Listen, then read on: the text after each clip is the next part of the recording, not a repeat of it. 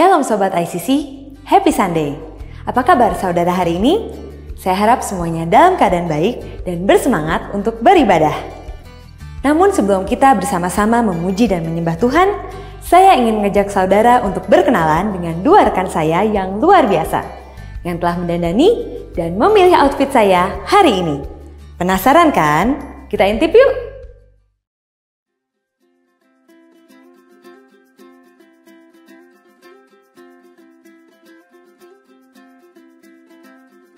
Halo Sobat ICC, saya Diana dari iLook Departemen Ministry. Saya pribadi sangat menyukai dunia make up, dan saya ingin memakai passion saya untuk menjadi perpanjangan tangan Tuhan.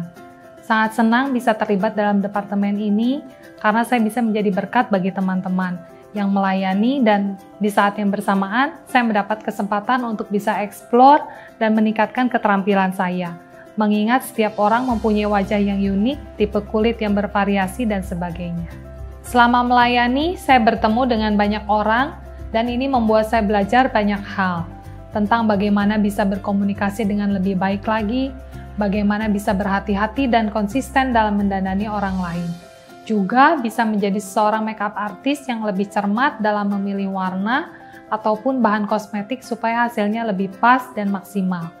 Saya juga sangat senang ketika orang yang saya dandani bisa tampil percaya diri dan nyaman dengan dirinya sendiri. Saya bersyukur dapat bertumbuh menjadi pribadi yang lebih baik lewat pelayanan iLook.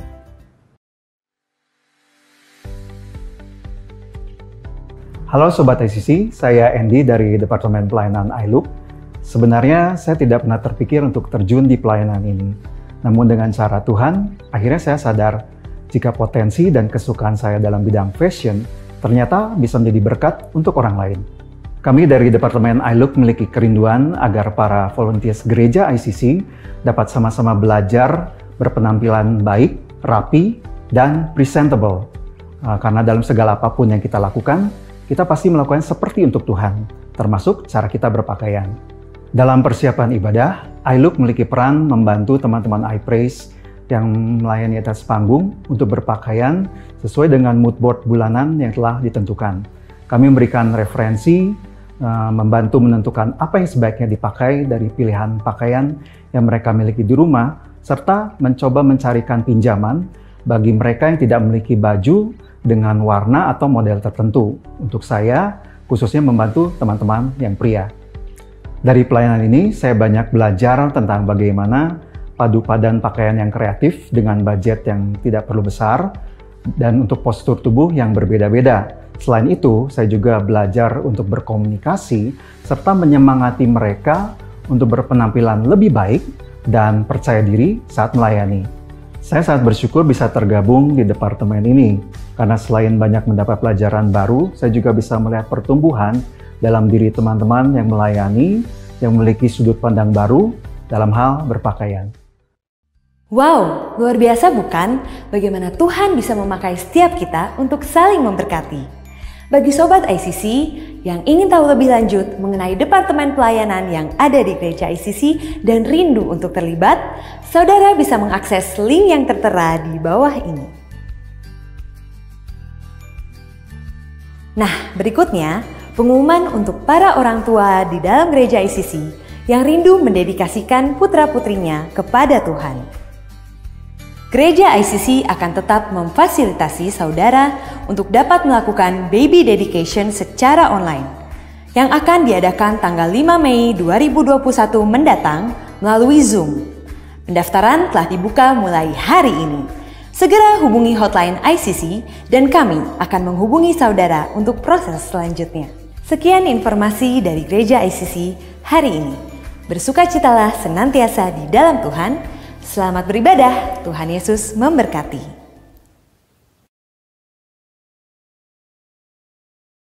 Mari masuki gerbangnya dengan hati bersyukur, halamannya dengan puji-pujian. Amin.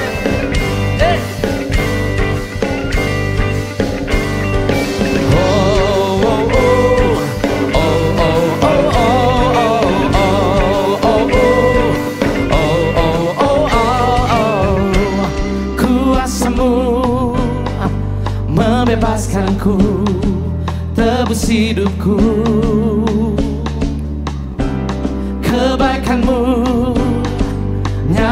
atasku, ubah hidupku.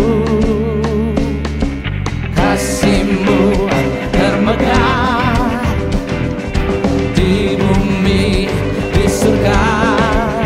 Ajaib kuasa nama Yesus.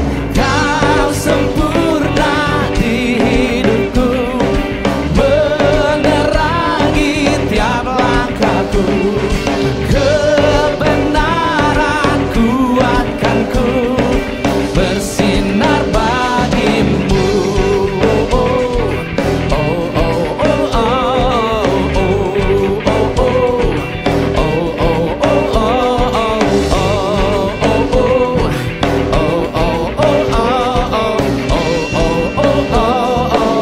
Mari bertepuk tangan saudara. Kau buatku Yes, dalam hidupku, takkan ku takut. Kau Allahku, Kau Allahku, dalam terang-Mu takkan ku ragu. Kasih-Mu termegah di bumi, di surga. Ajaib kuasa nama Yesus. Kau sempurna di hidupku, menerangi tiap langkahku. Kebenaran kuatkanku, bersinar. Katakan kau sempurna di hidupku, menerangi tiap langkahku. Kebenaran kuatkanku, bersinar bagimu. Mari bertepuk tangan saudara.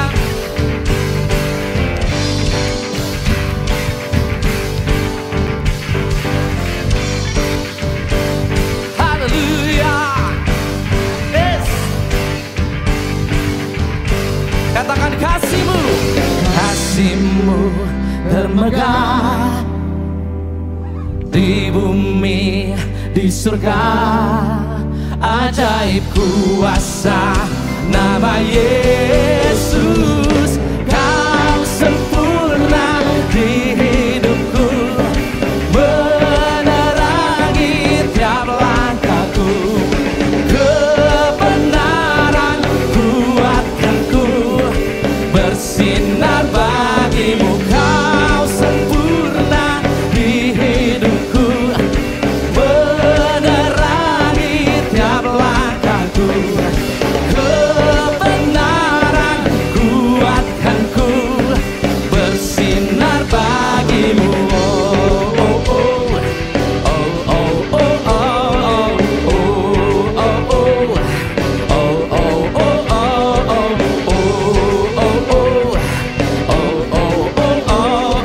Bersinar bagimu. Berikan sorak-sorai yang paling meriah untuk Tuhan kita. Haleluya. Yes. Terima kasih Tuhan, Engkau yang menenun hidup kami Bapa.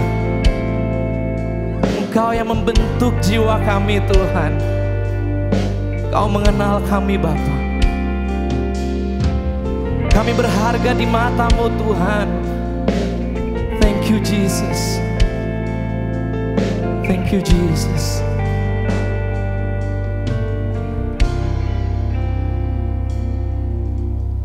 betapa ajaib dan dahsyatnya Tuhan kejadianku. Kau menenun diriku serupa gambaran-Mu.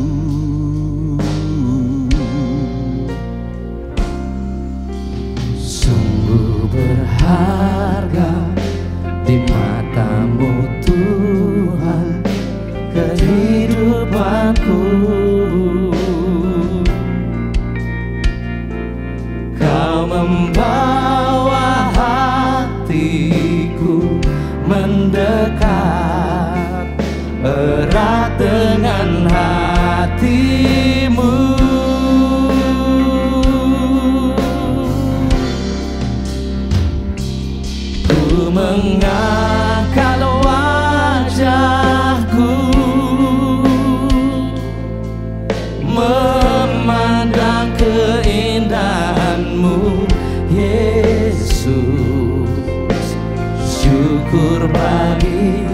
kesetiaanmu di sepanjang hidupku,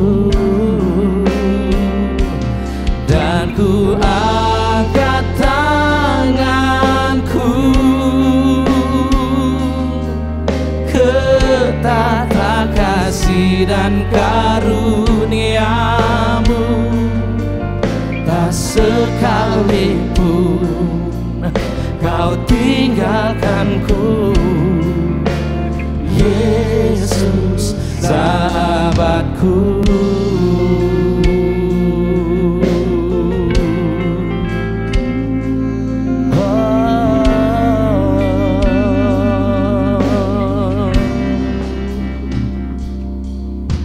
Sungguh berharga di matamu Tuhan kehidupanku.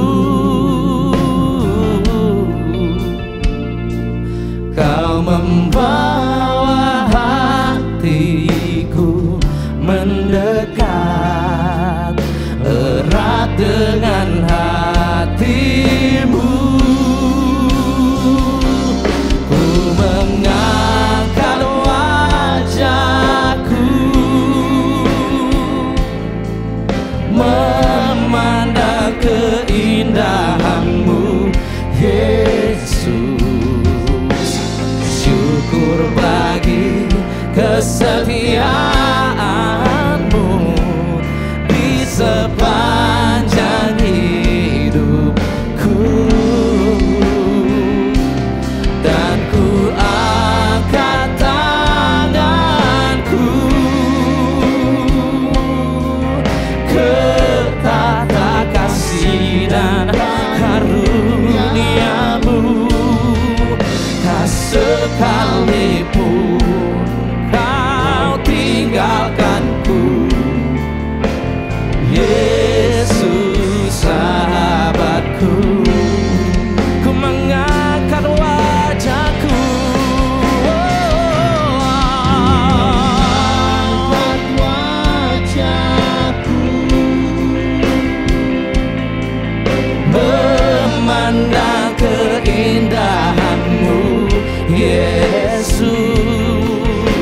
Syukur bagi kesetiaanmu di sepanjang. Terima kasih Yesus Tuhan, dan ku angkat tanganku ke tata kasih dan karuniamu. Tak sekalipun, haleluya, haleluya, Yesus sahabatku.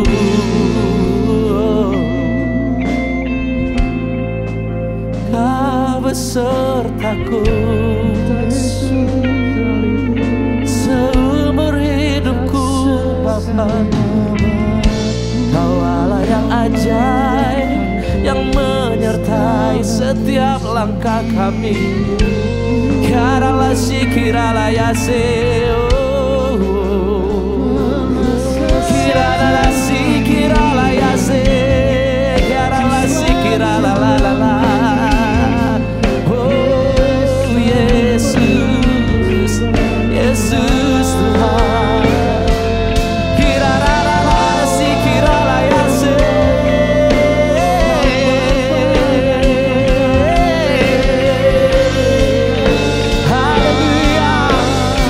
Mari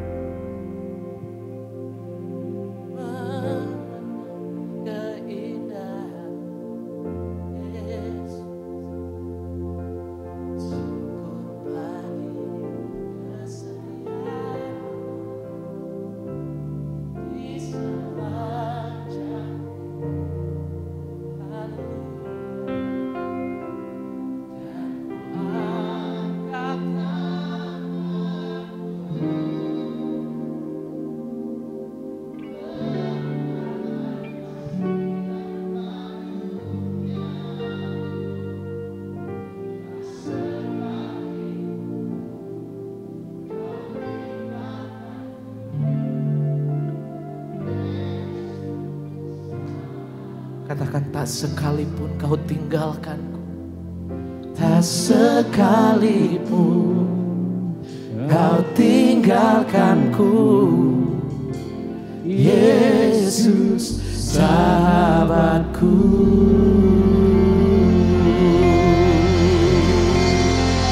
Haleluya.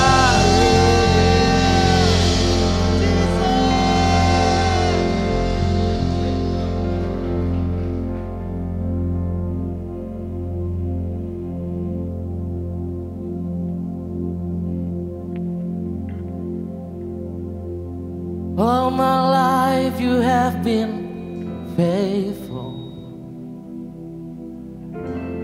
All my life you have been so good. With every breath that I am able, oh, I will sing of the goodness of God. All my life you have been faithful. all my life you have been so good. With every breath that I am able, I will sing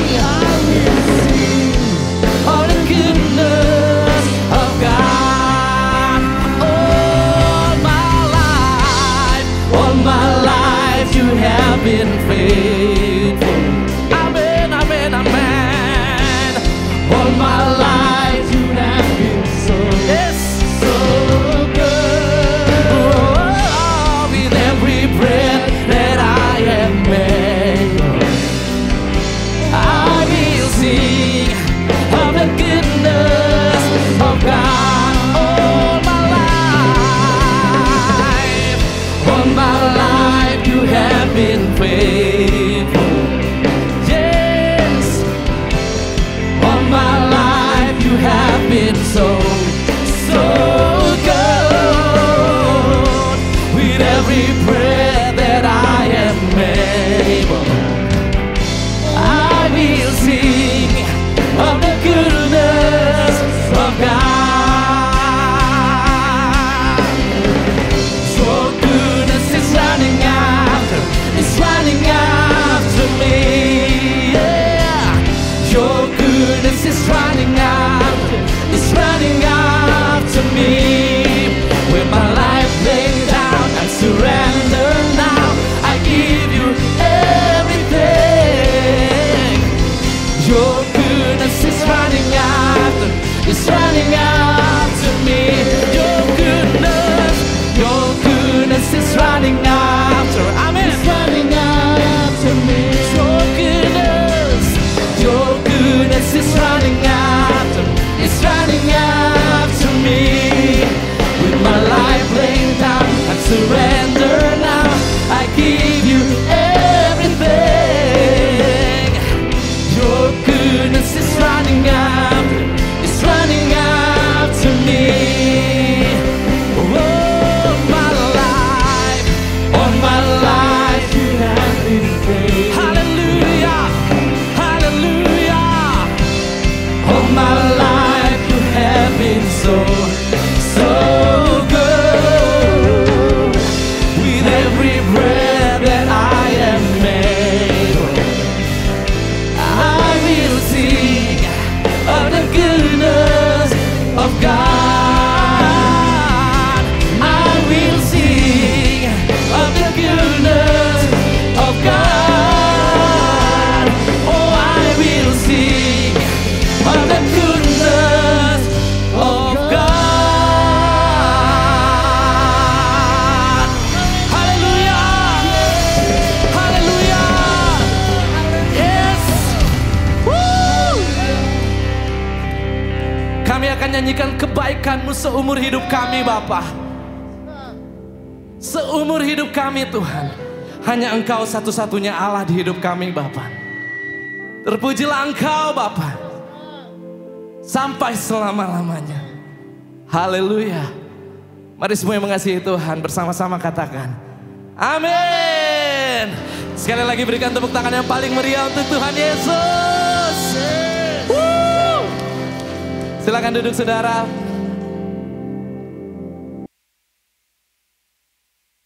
Ya, shalom semua. Apa kabar semua? Lambaikan tangan yang dalam keadaan baik. Yuk bisa bangkit berdiri sebentar. Lihat kiri kanannya, begini tangannya. Siap? Ya, katakan shalom. Shalom. Ya, beri tepuk tangan untuk Tuhan Yesus. Silakan duduk saudara. Praise the Lord. God is good. Amin. Haleluya. Well, kita sudah belajar banyak tentang menemukan kehendak Tuhan dan kali ini adalah part yang ketiga ya. Judulnya adalah kunci apa? Apa saudara? Udah muncul belum ya? Kunci kerajaan sorga. Yuk sama-sama katakan dengan saya, kunci kerajaan sorga. Mari kita berdoa terlebih dahulu ya. Haleluya. God is good. Bapak, terima kasih Tuhan Yesus, kami ucapkan syukur untuk kebaikan Tuhan. Untuk bisa bersama-sama secara korporat untuk memuji, menyembah Tuhan. Percaya bahwa Engkau yang bertahta di atas puji-pujian anak-anak-Mu Tuhan. Dan dimanapun kami berada, apapun keadaan kami siapkan hati kami sebagai tanah hati yang subur. Untuk bisa benih firman yang hidup jatuh di hati kami. Dan biarlah firman ini Tuhan tidak kembali dengan sia-sia sesuai dengan firman Tuhan. Tetapi akan terus bertumbuh, berbuah, berlipat ganda, dan kehidupan anak-anak-Mu tidak menjadi sama lagi. Pakai hamba-Mu, pakai kami semua urapi di dalam nama Tuhan Yesus. Segala puji, hormat, kemuliaan bagi nama Kristus Yesus Tuhan. Yang siap katakan amin. Oke. Saudara, penting untuk kita mengetahui kehendak Tuhan ya. Satu seri ini hanya 3 part dan ini sangat pendek sebenarnya untuk bicara tentang seluruh kehendak Tuhan. It's impossible. Tapi saya percaya apa yang saudara akan dengar sebentar adalah sesuatu yang will change your life. Akan merubah hidup saudara yang ada di rumah dan dimanapun saudara ada saat ini dan juga ada yang di sini. Karena ini sesuatu yang mengubahkan hidup saya. Ya, penting untuk bisa mengetahui kehendak Tuhan supaya ketika kita tahu apa yang Tuhan mau, kita bisa hidup di dalamnya. Ya, Ibrani 10 ayat yang ke-36 dikatakan bahwa apa? Sebab kamu memerlukan ketekunan ya, supaya sesudah kamu melakukan kehendak Allah, apa saudara? Kamu memperoleh apa? Apa yang dijanjikan. Siapa yang ingin memperoleh apa yang dijanjikan? Dan saudara percaya bahwa kehendak Tuhan adalah kehendak yang terbaik dalam hidupmu. Rancangan Tuhan bukan rancangan kecelakaan, tapi rancangan damai sejahtera untuk membawa setiap kita ke dalam hari depan yang penuh dengan apa? Harapan. Tapi untuk masuk ke sana kita perlu tahu dulu kehendak Tuhan dan kita bertekun di dalamnya. Karena itu akan mempersiapkan kita menjadi Kristen anak-anak Tuhan yang dewasa. Sehingga kita siap suatu saat kelak menerima ya, apa yang telah Tuhan janjikan. Nah, ini bukan berbicara tentang dapatkan apa yang kita mau, living our dream. It's about living God's dream in you.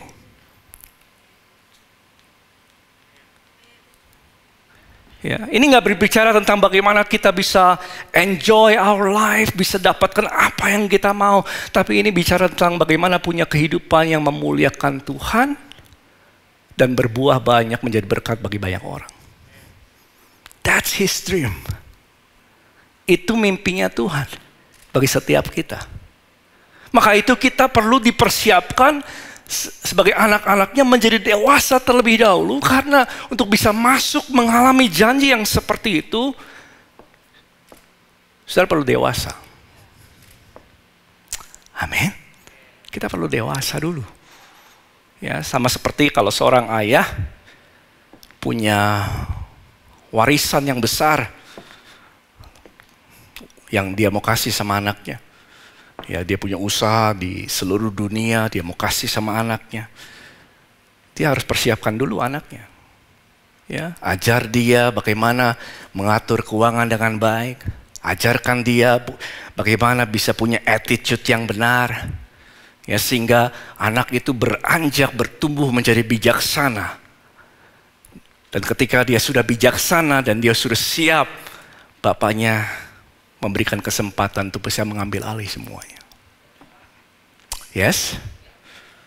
Nah, saudara, mengenal kehendak Tuhan ini nggak terjadi dengan otomatis. Ya, kita perlu belajar, dan ini adalah tanggung jawab setiap kita, belajar dari apa yang tertulis di dalam firman Tuhan dan bertumbuh di dalam pengenalan akan Tuhan setiap hari. Every day. Mazmur katakan apa? Merenungkan firman Tuhan siang dan malam.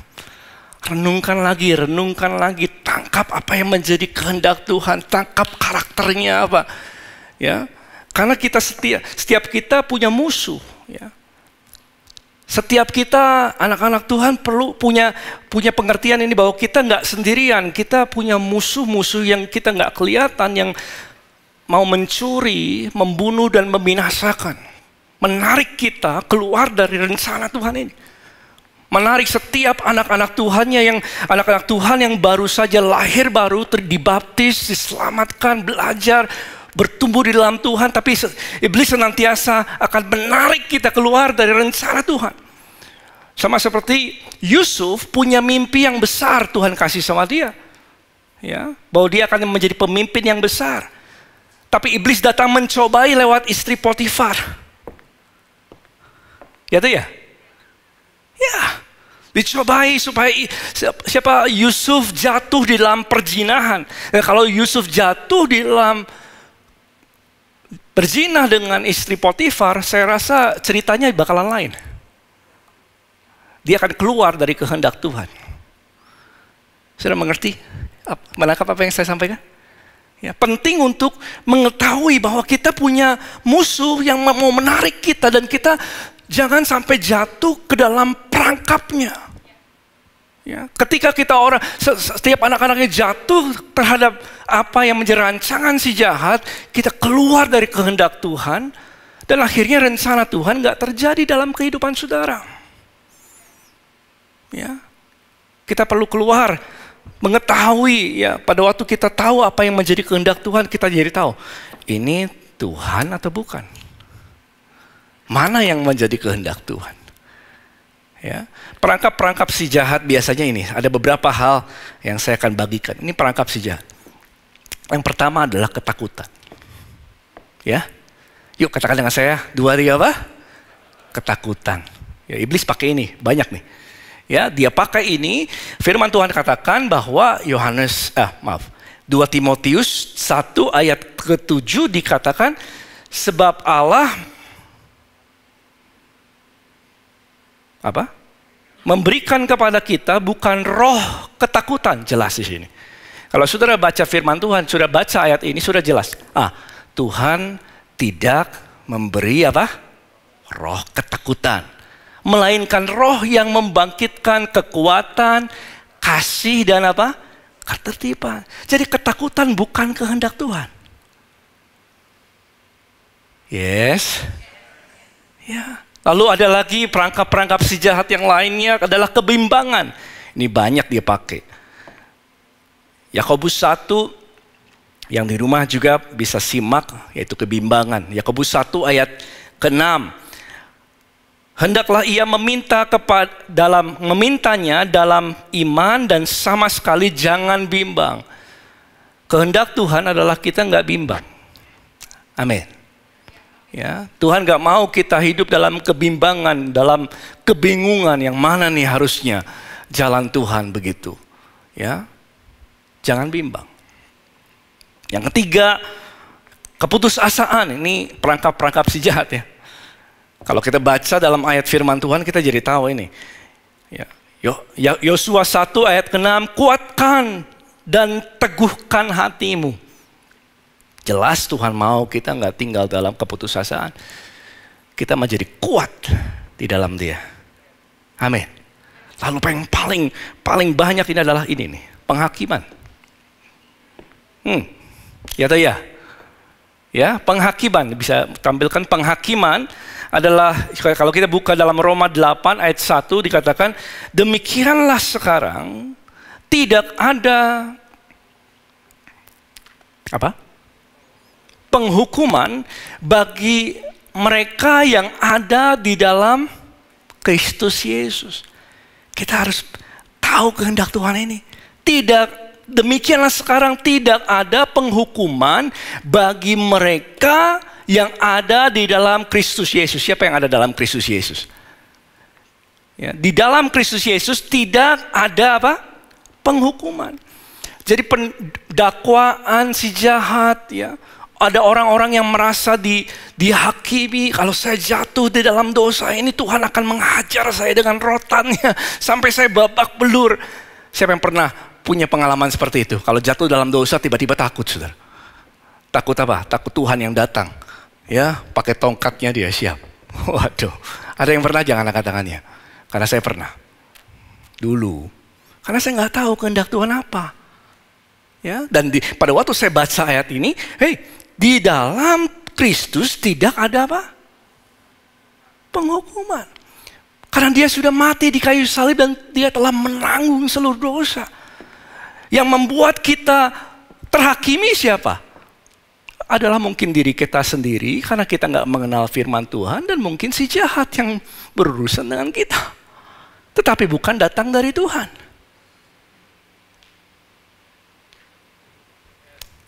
Amin. Saudara ingat cerita tentang wanita yang berzina, ketahuan berzina. Lalu semua bilang lemparkan batu. Guru, Tuhan suruh kita lemparkan batu sama wanita yang seperti ini. Menurut kamu apa? Ini bahasa saya, saudara. Yesus tulis di tanah. Dan Dia berdiri. Siapa yang gak berdosa di antara kamu, lemparkan batu pertama. Bam, semuanya pergi. Semuanya pergi, saudara. Dan Tuhan katakan, aku pun tidak menghukum kamu. Pergilah, jangan berbuat dosa lagi. Sudah mengerti? Menangkap firman ini? Bahwa penghakiman bukan datang dari Tuhan. Perasaan bersalah, that is not from God. Haleluya. Praise the Lord. Berikan tepuk tangan untuk Tuhan Yesus tuh. Ya. Jadi kalau kita tahu firman ini, kita bisa yakin. Ya, kalau ada perasaan seperti itu bukan Tuhan. Ketakutan bukan dari Tuhan, kebimbangan bukan dari Tuhan, keputusasaan bukan dari Tuhan, penghakiman, dakwaan, perasaan bersalah itu bukan kehendak Tuhan. Oke, kita lanjut ya. Yang mana kehendak Tuhan? Yuk kita buka. Masih semangat? Ya, Lukas 18 ya, ayat yang pertama. Yuk, kita lanjutkan lagi ya. Kemarin mengucapkan syukur. Yang kedua apa? Jangan jatuh dalam percabulan ya. Yang ketiga adalah ini. Lukas 18 ayat pertama, yuk kita baca 2-3. Suatu perumpamaan kepada mereka untuk menegaskan bahwa mereka harus selalu berdoa dengan apa? Dengan tidak jemu-jemu. Jadi kehendak Tuhan apa? Kalau saudara baca ayat ini, kehendak Tuhan apa? Kita harus selalu berdoa dengan tidak jemu-jemu. Itu kehendak Tuhan. Ya, itu kehendak Tuhan bagi setiap kita adalah kita menjadi anak-anak yang selalu berdoa dengan tidak jemu-jemu. Nah, saudara, saya mau berbicara tentang doa. Karena pandangan orang di dalam tentang hal doa ini bisa macam-macam ya. Ada orang yang berdoa, ya, doa itu sebagai sarana untuk mengutarakan apa yang dia mau sama Tuhan dan untuk mendapatkan apa yang dia perlukan. Ada sebagian orang seperti itu. Doa adalah untuk mendapatkan apa yang saya perlukan, apa saya inginkan, dan dia berdoa. Ya. Ada yang juga berdoa untuk di luar sana, di sini nggak ada pastinya. Berdoa untuk hanya membangun kesan, dia doanya panjang-panjang dan lain sebagainya untuk bisa mendapatkan kesan dari orang-orang bahwa, doanya keren banget gitu ya. Ada ya, saudara, di sini nggak ada. Ya, doa itu pandangannya bisa macam-macam. Nah, sebenarnya doa itu apa sih? Ya, doa itu adalah apa? Doa ya, adalah tempat di mana sebenarnya kita dapatkan hati Tuhan. Ya. Kita berdoa supaya kita bisa menerima apa yang menjadi hati Tuhan dan kehendak Tuhan. Itu doa. Di mana kita bisa mendapatkan bukan apa yang kita mau, tapi apa yang Tuhan mau dalam hidupmu. That's a lot different. Doa bukan untuk dapatkan mimpi-mimpi kita. I have a dream, I have a dream. No. I have God's dream in me. That's through prayer.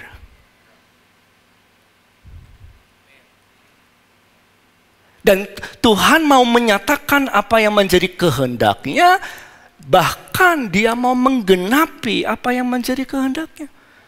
Maka itu pada waktu Tuhan Yesus di Taman Getsemani, sudah dengar cerita ini, Tuhan Yesus ada di Taman Getsemani sebelum dia ditangkap, dia berdoa, Bapa, bukanlah kehendakku, tapi apa? Kehendakmu. 3 kali.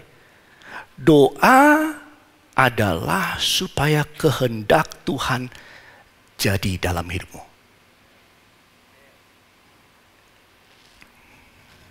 Kok aminnya sedikit? Doa adalah supaya kehendak Tuhan terjadi dalam kehidupan kita. Ya, Tuhan Yesus sepakat dengan kehendak Bapa dan dia katakan, Bapa, biarlah bukan kehendakku tapi kehendakmu. Jadi doa adalah supaya kehendaknya jadi, saudara, dalam hidup kita.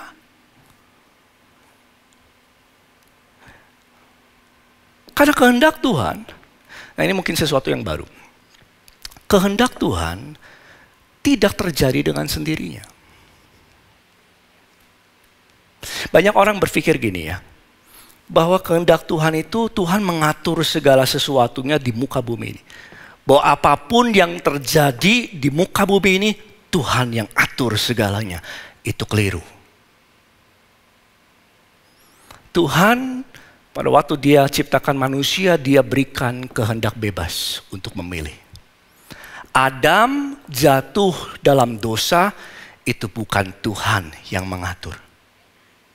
Itu adalah pilihan mereka. Allah tidak pernah menciptakan robot. Dia ciptakan manusia yang punya kehendak bebas. You have your free will. Setiap kita punya kehendak bebas. Kita bisa ke gereja dan mungkin kita bisa pergi kemanapun kita mau. That is your will. Kehendak saudara.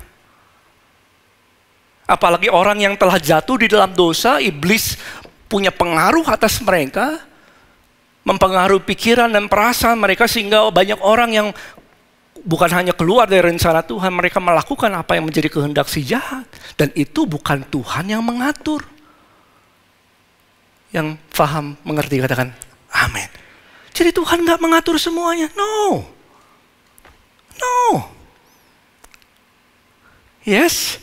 Menangkap hal ini saudara, penting untuk kita tangkap hal ini dulu. Ya. Karena kalau enggak, banyak anak-anak Tuhan yang bisa mudah kecewa. Wah, Tuhan atur ini. Wah, kecelakaan ini Tuhan yang mengatur. Masalah di sini Tuhan yang mengatur. Ada bencana alam di sini Tuhan yang mengatur. No. It's free will. Kehendak bebas. Siapa yang percaya Tuhan inginkan semua orang diselamatkan? Lambaikan tangannya. Apakah semua orang diselamatkan? No. Kenapa? Kehendak bebas. Yes. Tuhan gak akan memaksakan. God is love. Love gives choice. Tapi nanti ya, bicara yang itu. Nanti bisa topik yang lain. Ya, God is love. Allah itu kasih dan kasih memberikan pilihan. Orang yang gak kasih pilihan, gak mengasihi saudara. Kok jadi kesini ngomongin lagi? Oke, ini bahas seminar pernikahan harusnya. Oke, ya, jadi kehendak Tuhan nggak mengatur segala sesuatunya dan nggak semua yang terjadi di muka bumi ini adalah kehendak Tuhan. No, ya, no. Dan juga ada orang berpikir bahwa kalau Tuhan mau lakukan sesuatu, Dia akan lakukan segala sesuatu dengan sendirinya. Ini juga keliru. Tahukah saudara, di muka bumi ini kalau kita buka Kejadian 1 ayat 26, manusia pertama dijadikan segambar dan serupa dengan Dia. Lalu Allah memberikan mereka sama-sama 2-3 apa? Kuasa. Allah memberikan manusia karena kasih-Nya, Dia memberikan manusia kuasa atas seluruh bumi. Jadi manusia yang telah diberikan otoritas atas seluruh bumi. Allah berkuasa, amin, yes. Tapi kuasanya Dia telah berikan kepada manusia di muka bumi ini. Kalau saudara buka Mazmur 115, kita baca ayat yang serupa. Dikatakan langit itu kepunyaan Tuhan, dan bumi itu telah diberikannya kepada siapa? Anak-anak manusia.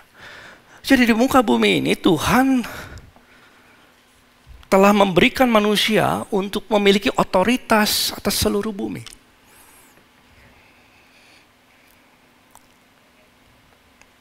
Kalau saudara tangkap ini, berarti begini.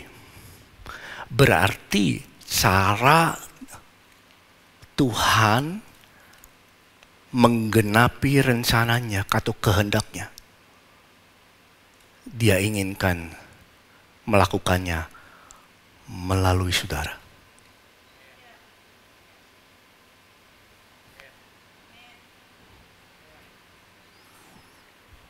Yes. Aduh, merinding ngomong ini. It change your life. Kalau sudah nangkap ini, sudah bisa ngerti sekarang. Baca ayat firman-firman Tuhan di perjanjian lama, sudah kan nangkap ini.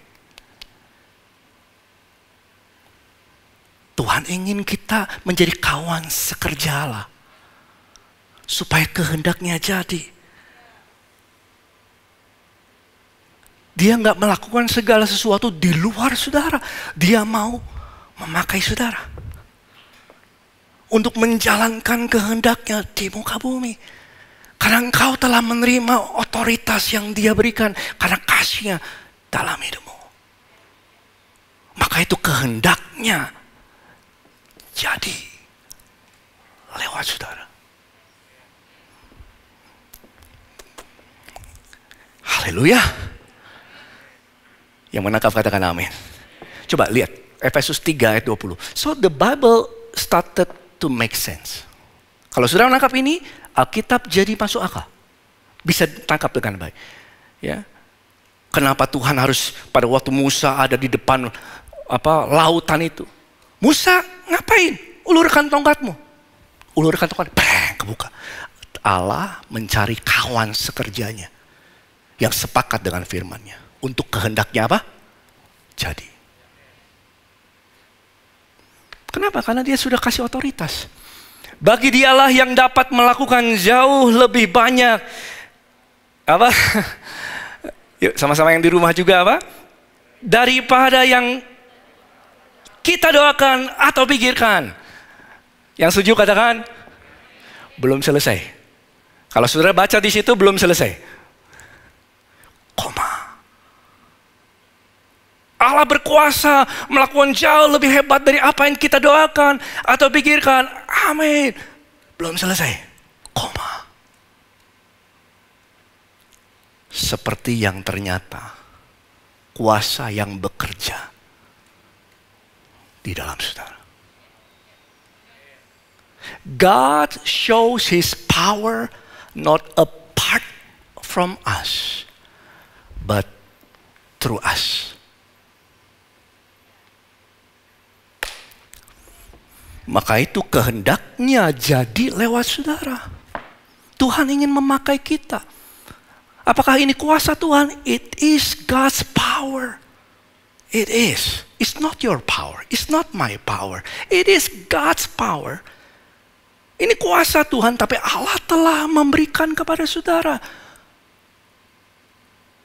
Supaya kehendak, bukan kehendak kita, tapi kehendaknya apa? Jadi lewat saudara. Amin. Yes? Oke, gimana caranya? Kehendaknya jadi. Dan dia ingin pakai kita. Gimana cara kehendak Tuhan jadi? Yang di atas, di bawah, di belakang juga. Yuk kita buka satu ayat. 1 Yohanes 5 ayat 14. God is good. Amin. God is good. Ya. Coba kita buka ya. Dan inilah, yuk sama-sama yang di rumah juga boleh baca 2, 3. Dan inilah keberanian percaya kita kepadanya, yaitu Ia mengabulkan doa kita. Menurut siapa? Kehendaknya. Bagaimana kehendak Tuhan terjadi melalui saudara adalah lewat doa saudara. Allah bekerja lewat doa kita.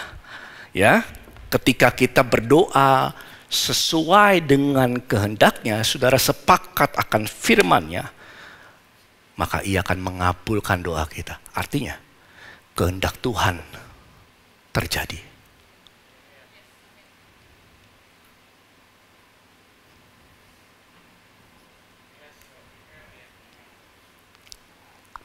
Kalau nggak ada sepakat gimana? Saudara bisa jawab sendiri. Kehendak Tuhan nggak terjadi lewat saudara. Kehendak Tuhan mungkin terjadi lewat orang lain. Perlu mengerti hal ini saudara, sehingga kita melihat firman Tuhan, kita mencari apa yang menjadi kehendak Tuhan. Dan kita sepakat di dalamnya. Dan ketika kita berdoa sesuai dengan kehendak Tuhan, bam, kehendaknya bekerja.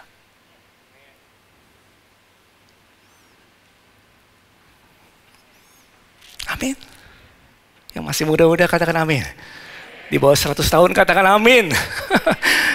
Haleluya. Praise the Lord. Ya, dengan cara itu kita sepakat dengan kehendaknya. Maka itu saya tulis ini, kehendak Tuhan terjadi lewat doa orang percaya. Makanya firman hari ini simple. Doa. Supaya kehendaknya jadi. Bukan kehendakmu jadi, kehendaknya jadi. Praise the Lord.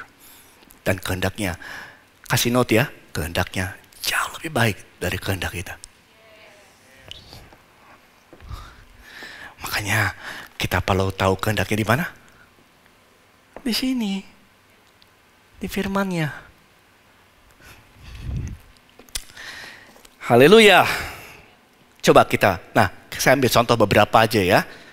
Ketika orang sepakat akan firman Tuhan, sesuai dengan firman-Nya disepakat, maka kehendaknya mulai jadi. Saya banyak sekali ayat-ayat yang Tuhan bicara, tapi saya berikan beberapa aja, supaya sudah nangkap apa yang saya maksud. Lukas 1 ayat 32, bahkan pagi ini Roh Kudus baru ingatkan saya dalam Raja-Raja 18 dan lain sebagainya. Saya baca, wow, God is good. It's true. Tuhan ingin bekerja lewat saudara. Ketika anak-anaknya sepakat akan firman-Nya dan dia berdoa, Tuhan biarlah kehendak-Mu dalam firman ini terjadi dalam hidupku. Dan dia mulai terjadi. Sudah ingat cerita tentang Tuhan Yesus? Ini ribuan tahun di dalam perjanjian lama, ratusan kali telah disampaikan dalam kitab Yesaya, kitab Musa, kitab-kitab lain, bahwa juru selamat akan lahir. Ya, Mesias akan lahir, yaitu Yesus Kristus. Dia disebut Immanuel. Dan ketika datang waktunya, 2000 tahun yang lalu, malaikat Gabriel datang kepada Maria. Bam. Dan dia sampaikan, sesungguhnya, ini cuplikan aja ya. Sesungguhnya engkau Maria akan mengandung dan melahirkan seorang anak laki-laki. Hendaklah engkau menamai dia Yesus. Ya. Di saat ini Maria dengar apa kata-kata firman lewat Gabriel atau malaikat Gabriel. Dan ketika ayat 38 lihat. Kata Maria, sesungguhnya aku ini adalah hamba Tuhan. Nah, this is when you agree with His word. Jadilah kepadaku sesuai dengan perkataanmu. Yesus firman berubah seketika itu jadi manusia. Tinggal di dalam Maria. Yesus lahir. Menjadi juru selamat kita semua. Jadilah kepadaku sesuai dengan firman-Mu. Kalau Maria nggak sepakat gimana? Then you can answer. Yang mengerti boleh katakan amin. Satu lagi ya, satu lagi. Nehemia. Ambil contoh lagi ya. Nehemia ketika dia dengar Yerusalem sedang keadaannya hancur di sana, jadi puing-puing dan orang-orang di sana berantakan semua hidupnya, dia sedih, dia berduka, lalu Nehemia berdoa. Powerful prayer. Why? Karena dia sepakat akan firman Tuhan. Lihat ini. Nehemia 1 ayat 4. Ya, aku berpuasa, yang saya highlight di bawahnya. Aku berpuasa dan berdoa ke hadirat semesta Allah, semesta langit. Ya, dan ini doanya bukan doa dari awan-awan, doanya sesuai dengan sepakat akan firman Tuhan. Dia katakan gini, Nehemia 1 ayat 8, ingatlah firman yang kau pesankan kepada Musa. Pada waktu dia berdoa sesuai dengan firman Tuhan. Ingatlah Tuhan, firman yang kau katakan kepada Musa, kau pesankan pada Musa. Hambamu itu, kalau anak-anak Tuhan berubah setia, kau cerai beraikan di antara bangsa-bangsa. Ini perjanjian lama ya, sebelum keselamatan. Ya.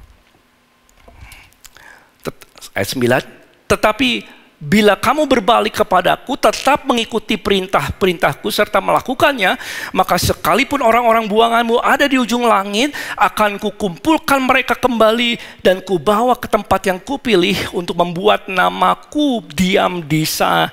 Nah, Nehemia berdoa di atas dasar firman dan dia sepakat akan firman. Bukankah engkau pernah berkata dalam firman-Mu? Saudara, that is the most powerful prayer you can pray. When you pray according to God's word. Dan setelah dia berdoa, sepakat akan firman ini, Allah buka jalan. Kehendaknya jadi. Raja kasih izin, kota Yerusalem temboknya kemudian dibangun lagi. Dalam 52 hari tembok itu jadi. That's God's power. Through Nehemia. Miracle. Haleluya.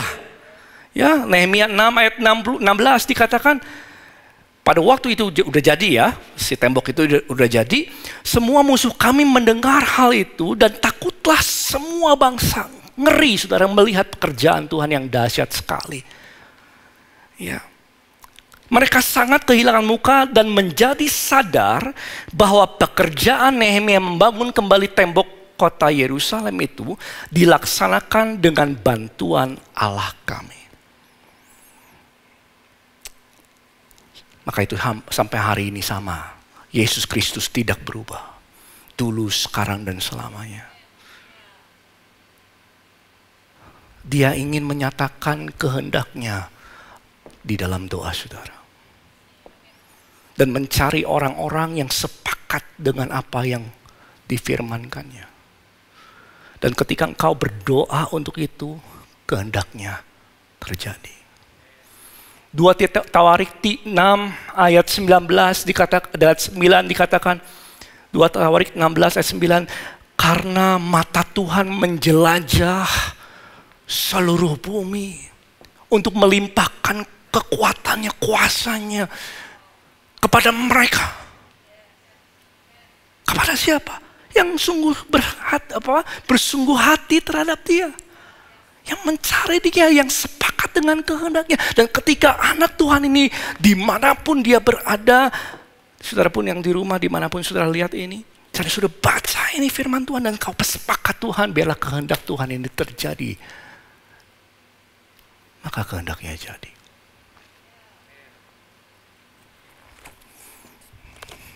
Gimana kalau nggak berdoa?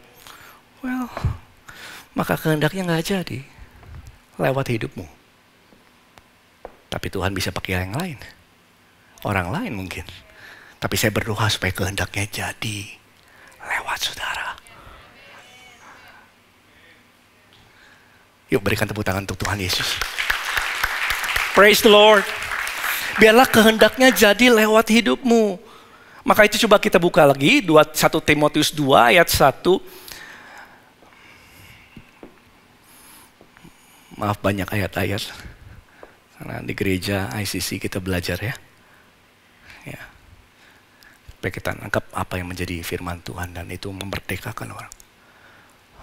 Pertama-tama aku nasihatkan kamu, naikkan permohonan, ya, doa syafaat. Artinya doa untuk orang lain dan ucapan syukur untuk semua orang. Bukan untuk diri kita sendiri loh. Untuk siapa? Untuk siapa? Semua orang. Loh, kenapa disuruh berdoa untuk semua orang? Nanti ya, sebentar. Ayat 2 ya. Untuk raja-raja, pembesar, semua pembesar, ada pemimpin-pemimpin, agar kita dapat hidup tenang dan tentram dalam segala kesalehan dan hormat. Supaya saudara bisa hidup tenang dan tentram. Kau berdoa untuk semua orang. Kantormu, kok nggak ada amin ya? Rumahmu, ya, supaya tentram. Anak-anakmu, itulah yang baik dan 3 dan berkenan kepada Allah Juru Selamat kita. Ya, nah ini, yuk sama-sama. 4, 2, 3. Yang menghendaki supaya semua orang diselamatkan dan beroleh pengetahuan akan kebenaran. Supaya kenapa kita harus naikkan doa dan doa syafaat untuk semua orang, untuk para pemimpin, untuk semua orang ucapkan syukur. Kenapa? Supaya hidup tenang dan tentram, betul? Ya, itu yang baik, berkenan di hati Tuhan, itu yang Tuhan mau. Ya. Dan supaya orang-orang bisa diselamatkan. Orang-orang bisa diselamatkan. Dan mereka beroleh pengetahuan akan kebenaran. Kenapa Tuhan mau kita yang berdoa untuk orang-orang? Karena Tuhan ingin memakai saudara supaya kehendaknya jadi di muka bumi. Dan banyak kehendak, coba saya tulis ini. Banyak kehendak Tuhan bagi orang lain yang akan terjadi lewat doa saudara. Banyak kehendak Tuhan bagi orang lain yang akan terjadi lewat doa saudara. Ketika engkau sepakat di dalam firman-Nya, maka itu inilah kunci kerajaan sorga. Matius 16 ayat 19. Yang keyboardis boleh. Yuk sama-sama baca yang di rumah juga di belakang, di atas ya. Dengan semangat ya, 2, 3. Kepadamu akan kuberikan kunci kerajaan sorga. Apa yang kau ikat di bumi, dunia ini akan terikat di sorga. Dan apa yang kau lepas di dunia ini akan terlepas di sorga. Saudara siap dipakai Tuhan untuk kehendaknya jadi. Banyak keselamatan bagi keluargamu, bagi saudara-saudaramu, bagi sahabat-sahabatmu yang Tuhan mau supaya mereka diselamatkan. Dan Tuhan ingin bekerja lewat doa saudara. Tuhan ingin bekerja lewat doa-doa kita. Karena Tuhan telah memberikan kunci. Apa itu kunci? Kunci adalah otoritas. Tuhan kasih kita kuasa, Dia kasih kita kunci. Dan kita perlu berdoa bukan hanya untuk kepentingan saudara, kepentingan kita, kehendak kita, mimpi kita. No, you must pray for other people. Pray for other people. Supaya kehendaknya terjadi dalam kehidupan mereka. Amin. Dan Allah mencari orang-orang ini. Supaya Dia bisa bekerja lewat mereka. Dan kehendak Tuhan jadi. Banyak orang yang bisa diselamatkan. Orang bisa dapatkan pengetahuan akan kebenaran. Dan itu adalah otoritas. Apa otoritas saudara dalam berdoa? Hanya dua. Otoritas saudara dalam berdoa bukan tentang kekerasan kita berdoa. Saya bisa, saya mau Tuhan. No. Is no power, is powerless. Your power is in His word. Your power, kuasa saudara ada di dalam firman-Nya. Dan di dalam nama Tuhan Yesus. Cuma dua. Covenant prayer, new covenant prayer, artinya doa di dalam perjanjian baru, otoritas yang kita punya sebagai anak-anaknya hanya dua. Perkataan Tuhan, otoritas di dalam nama Yesus. Hanya dua. Dan ketika saudara berdoa, sepakat di dalam firman Tuhan, aku sepakat, aku percaya ini Tuhan, aku sepakat biarlah firman-Mu terjadi. Dan aku berdoa hanya di dalam nama Yesus. Tuhan, aku tahu, percaya bahwa bilur-bilur Tuhan Yesus, Kau telah menyembuhkan mereka. Dan sudah berdoa di atas dasar firman, aku berdoa di dalam nama Yesus. Body, you are healed. And He will heal. Sudah baca ayat yang lain, mungkin sudah dapatkan. Tuhan tidak mengendaki seorang pun binasa. Tapi mereka semua mendapatkan keselamatan. Tuhan, aku berdoa di atas firman-Mu. Bahwa Engkau gak menghendaki seorang pun binasa. Melainkan orang diselamatkan. Aku berdoa Tuhan Yesus supaya saudara-saudaraku ini, si ini sudah sampaikan. Tuhan, mereka bisa dapatkan keselamatan. Biarlah mereka terbuka pikiran-pikiran mereka akan apa yang menjadi kehendak Tuhan. Dan biarlah kalau Engkau memberikan kesempatan, bukakan jalan bagiku untuk bisa menyampaikan Injil kepada mereka. Amin. Haleluya. Maka itu berdoalah bagi keluargamu. Kalau saudara punya anak-anak, berdoa. Tuhan, aku berdoa supaya anak-anakku beroleh pengetahuan akan kebenaran. Itu doa saudara. Dan ketika engkau berdoa demikian, kehendaknya bekerja dalam hidupmu. Anak-anak tiba-tiba mungkin lagi di jalan, tiba-tiba dia lihat YouTube, dia lihat sosial media, ada sesuatu yang bicara tentang Tuhan dan hatinya bisa terbuka. Allah turut bekerja dalam segala sesuatu lewat doa saudara. Amin. Dan saya akan tutup dengan ini. Kepada saudara telah diberikan kunci kerajaan surga. Pakai itu. Pakai. Haleluya. Yuk kita bangkit berdiri saudara.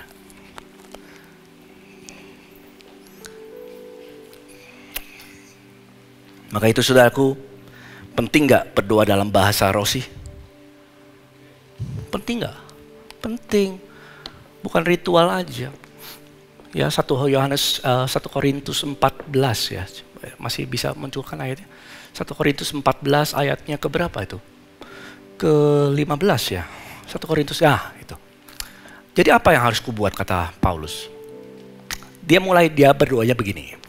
Aku berdoa dengan rohku. Biar rohnya yang telah menjadi ciptaan yang baru berdoa kepada Allah dari dasar iman yang paling suci. Dia berdoa. Dan aku akan berdoa dengan akal budi. Ketika seorang berdoa dalam bahasa roh, saudara kalau berdoa mulailah dengan bahasa roh.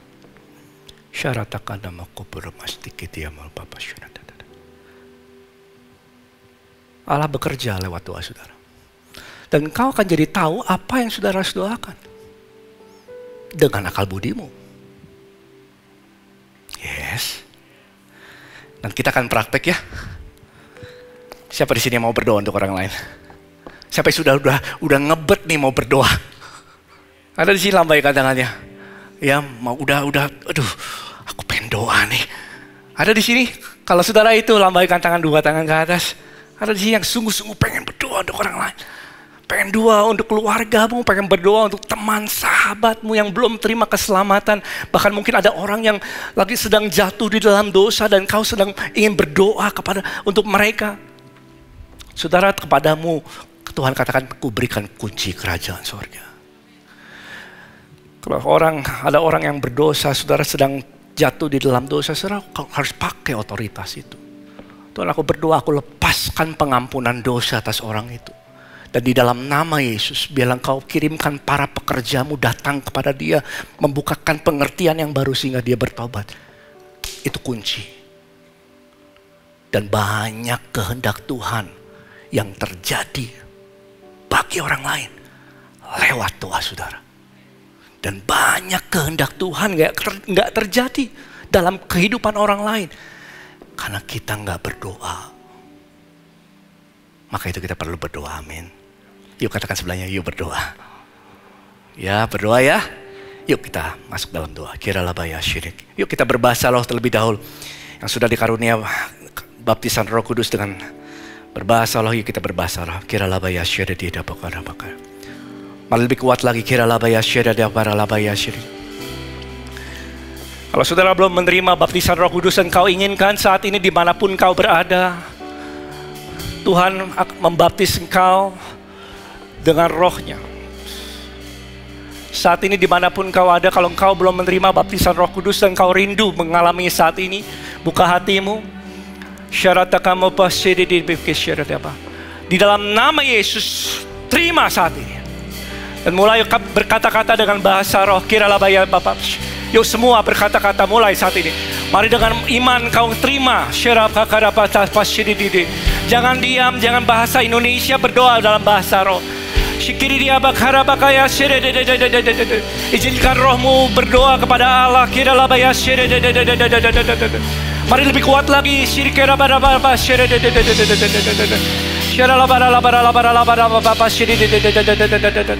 Yuk kita berdoa. Yuk berdoa semua.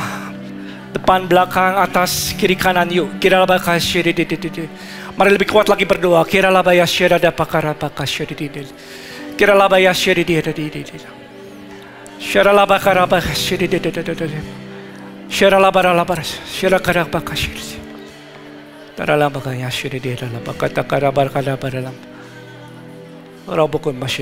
Kalau Roh Kudus ingatkan saudara untuk berdoa untuk seseorang, berdoa saat ini untuk orang itu.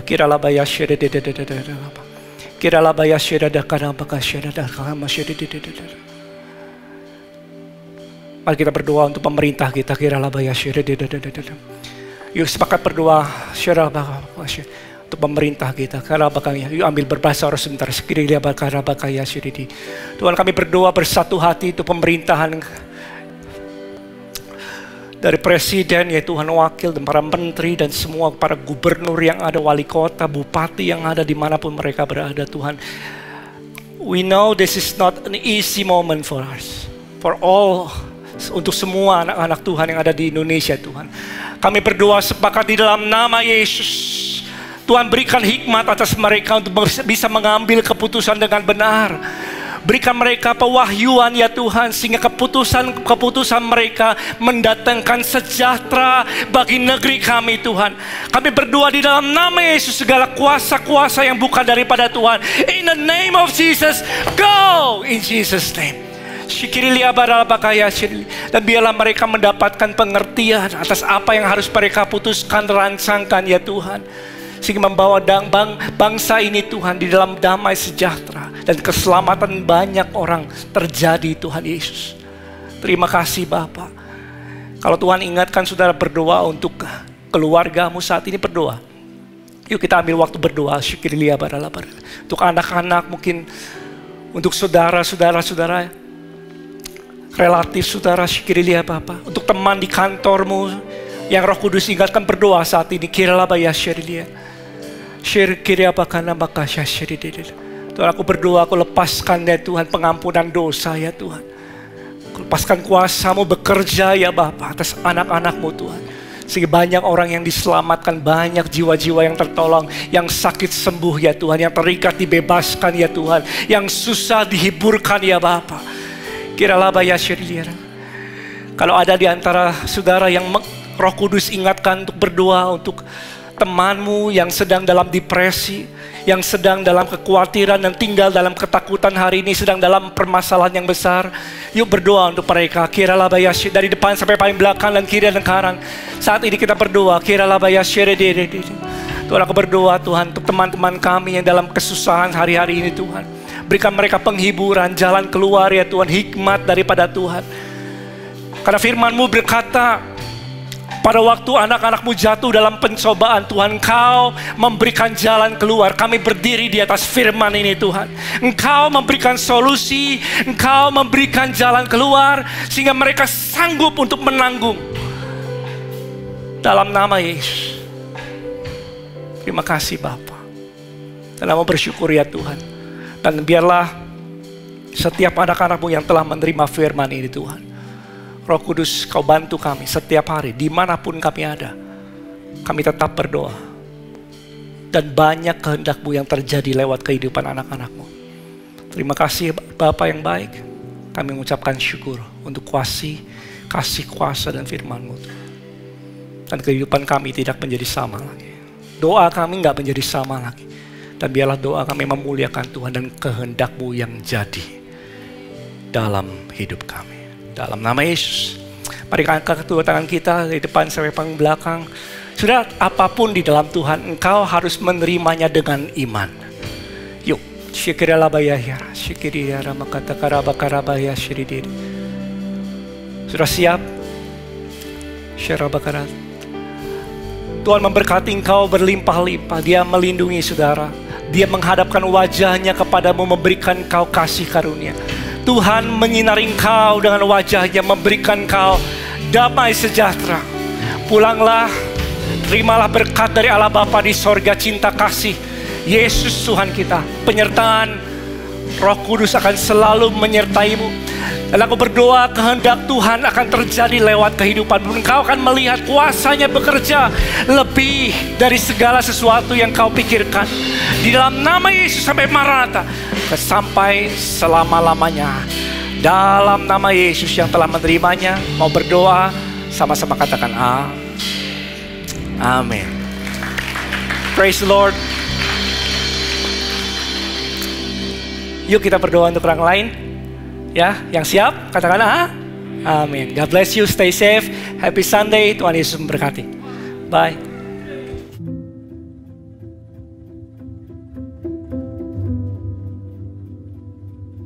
Jadi kemarin bulan Desember 2020 satu keluarga itu kena COVID, kecuali aku sendiri yang negatif.